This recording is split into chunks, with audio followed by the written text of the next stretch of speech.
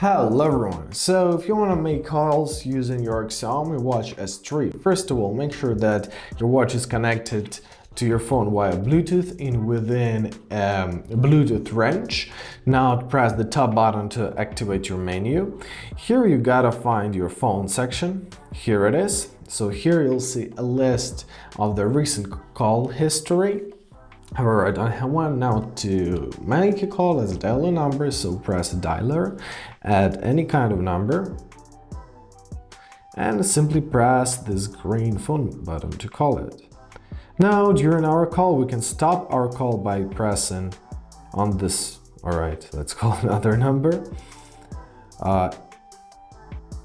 By pressing on this red button to stop it, or you can press on the speaker to activate the loudspeaker. And basically that's it. I hope this video is helpful. Thank you so much for watching and have a great day.